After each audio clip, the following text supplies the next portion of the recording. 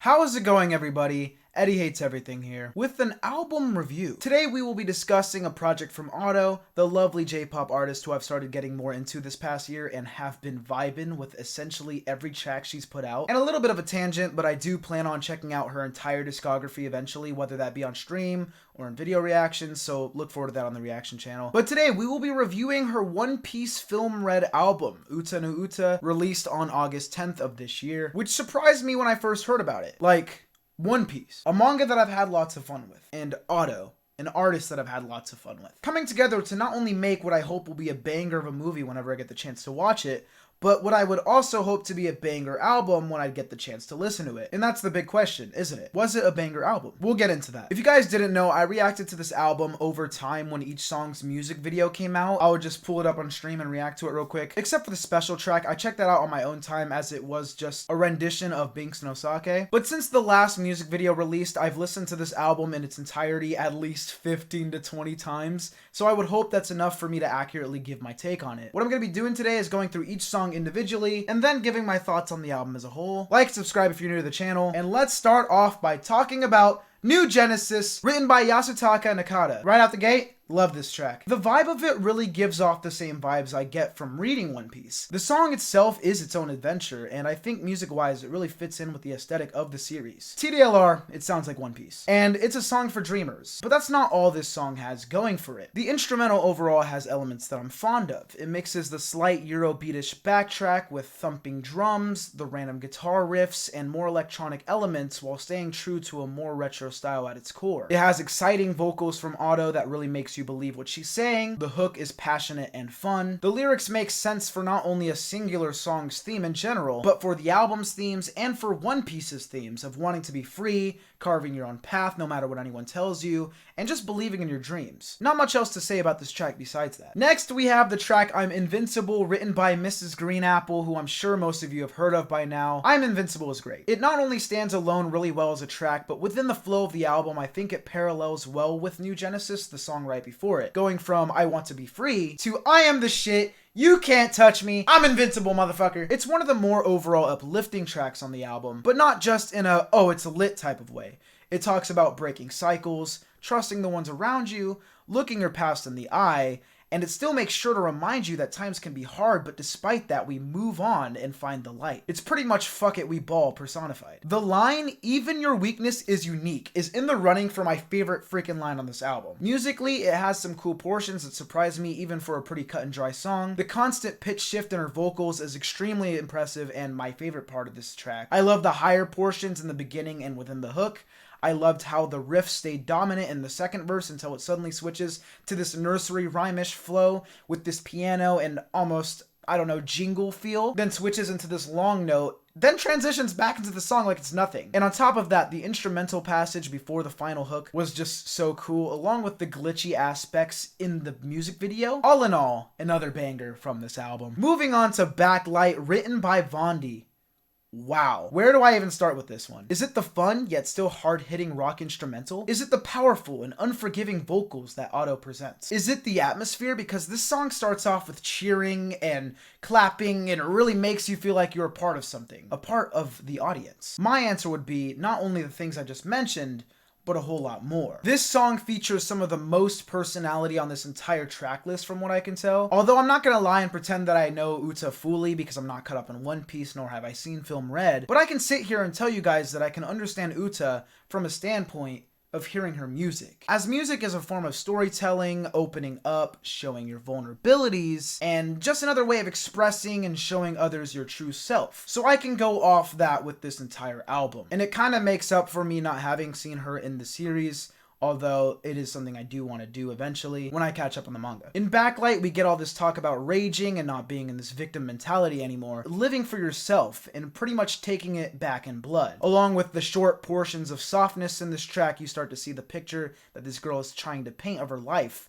and suffering and her response to that suffering. If I didn't know any better, I would say that this song is the equivalent to a villain's come up in an anime, with the verses showing her own personal struggles, while the hook reads like her leading the fucking revolution, leading the charge against those who've wronged her. This is also just really my vibe in general. I really love songs like this, and not only do I like these types of songs, this is just that type of song, but on top of that, it goes a bit above and beyond. Every instrument fucking slaps. A lot of the vocals, whether they're raspy, soft, or even nonchalant in their delivery, they all hit the mark. There's also a lot of lines within the verses that end long, which is sick. If you don't get what I mean, it'll be like, let's say I'm singing, right? And I say, I ate a Kit Kat. I rap with riff raff. But in the song, it'd be like, I ate a Kit Kat. Like in the Backlight style, and then be like, I just met Riff Raff, instead of just like, I just met Riff Raff. You know, it's not a great example, but if you've heard the song, you know what I mean. And the hook in this song, hella catchy. Does that even need to be said? Shit slaps, bruh. And is probably my favorite song on this album. Next, to close that out, let's move on and talk about Fleeting Lullaby,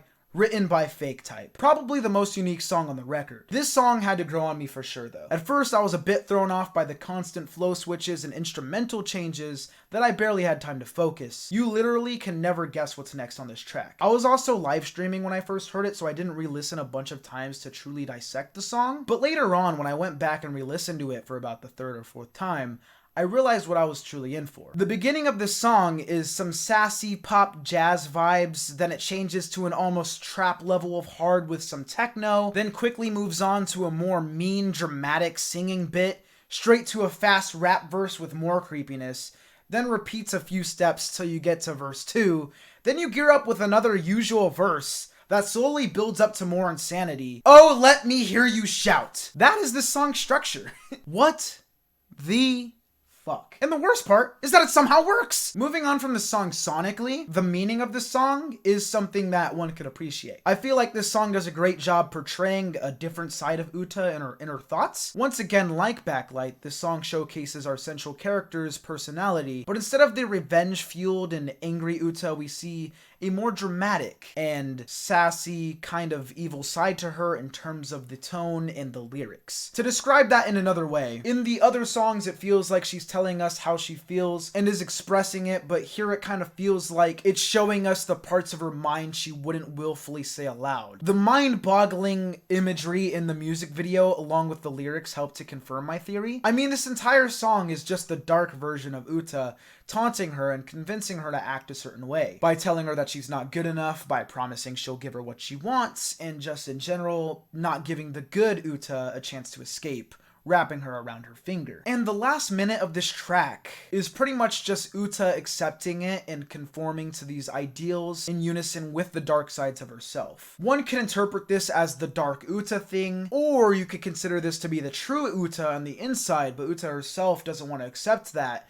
This is how she truly feels and is fighting against it. Because she does say it's her true voice at the very end of the song, one could make the argument that it could also just be her being coerced into believing that. Like I said, it's up to interpretation. This song is wacky, well thought out, well produced, well written, well structured, well performed, and all of it slaps. Alrighty, time to talk about Tot Musica, written by Hiroyuki Sawano. If you guys aren't familiar, he did shit for Attack on Titan and other popular anime series. The song Tot Musica brings us deeper into the madness. It's a dark rock song with a very dreadful tone, and even in the hardest parts of the song, it just amplifies it. Just with rage instead of sorrow, although in a different way than Backlight, for example. In a way that feels like the villain's moment of realization that they have to become the villain, that's the only path they feel is for them. This track feels like it would be a giving up point, but instead Uta finds this resolve through rage instead of giving into the depressive parts of her own life in the context of the song. Like how I said the hook of Backlight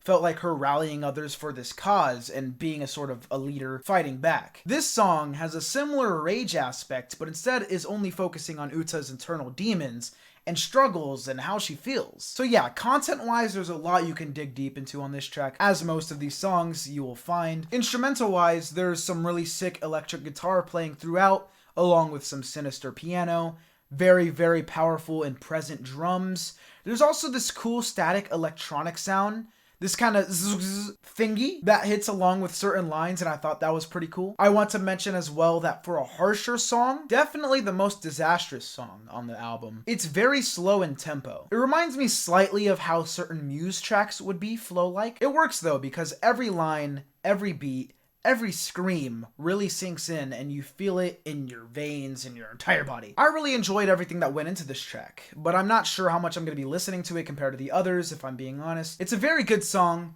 but I don't know if it's my type of song. Although, while I may say that, after a bunch of repeated listens to this album, I do find myself going out of my way to listen to this song as a single, so all hope may not be lost, because I am listening to it and enjoying it, even without the context of the rest of the album. Now it's time to talk about The World's Continuation, written by Yuta Orisaka. One of the only relaxed songs on the album. We get a nostalgic piano melody along with some very, very raw and emotional vocals from Otto. This song makes me want to cry just listening to it. The final hook's doubled vocals were awesome as well. The concept of the song itself is mostly looking back and hoping to meet again and just keeping the hope alive through song. The hook is just so beautiful, and I could listen to that track on repeat all day. Anyone who tunes into the streams or knows anything about my music taste knows that I'm a sucker for these types of slower, heartfelt songs. So this was kind of a no-brainer banger for me. I wanted to bring up the line, "That your song is my song, and I'll carry it on." Like, bruh, come on now. Certified hood classic. Short and simple, that's really all I have to say about that song. To close out talking about the main songs on this album, let's finally talk about Where the Wind Blows, written by Motohiro Hata. The only thing I think I've heard from Motohiro is from the Garden of Words movie, if I'm not mistaken. But let's get back on track. This is the album's only other slowish song, like I mentioned beforehand, with a very traditional style in terms of both the flow singing-wise and the piano playing with all these little stops and stutters throughout the opening verse. And also at times doing that little fast type of piano playing that I love. I absolutely adore that shit. And when the drums as well as the violin kick in for the hook along with these robust vocals, golly man, it just gives me the chills.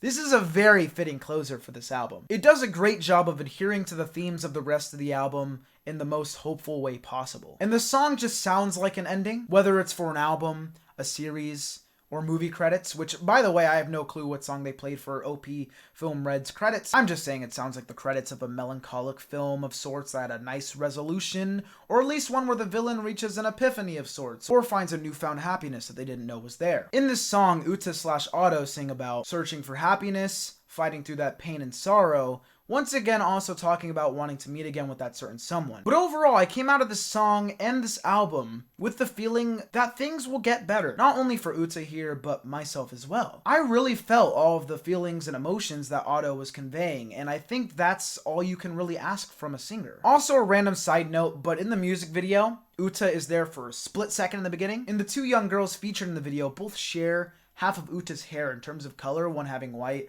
and one having red. Not sure if that's intentional, but it just had the gears turning. I wanted to mention it. But as I was saying, beautiful fucking song and beautifuler fucking album. I'm gonna talk about Binks no Sake real quick, then talk about some more of the album as a whole, and then close this review out.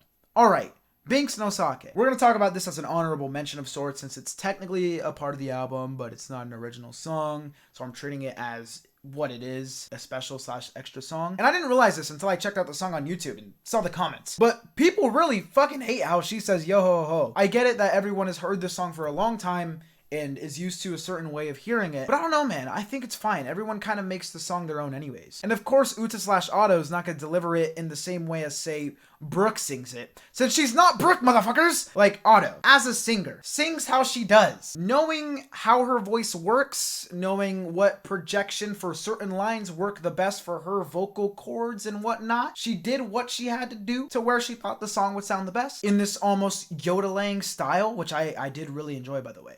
I get that it's a chant and stuff, but man, I think it's fine. It sounded good. I will also admit that I don't have the other versions of this song in my music rotation at all, so I, like, never, ever listen to it. So I could see how a die-hard Binks no Sake enjoyer could not love this rendition. But even if you don't love it, the other versions are still there. Like, my dude, they're not getting replaced. But for me, I love this version so much that it's actually getting a spot on the playlist. And that's the last song that will be individually covered for this review. And now, here are my rankings for best song. We will be going from worst to best. Just kidding. That's what I was going to do. But I have had to rewrite this portion of the video literally every single time I've revisited the album, re-listened to the songs, because they're all fucking bangers, and it's pretty much impossible to consistently decide if one banger is more of a banger than another banger. So even when I was gonna do this, since each song is super good, when I say worst to best, I just mean Least best to most best. Literally each time I heard the album, the order changed besides my top one and my bottom one. Every time the top one was Backlight and the bottom was Tot Musica, but even those have been almost changing lately. I'll actually show on screen a handful of the different goddamn orders that I've had. As of right this second, it's this, but I'll even tell you in the comments if that order changes, which it probably will, so check the pinned comment.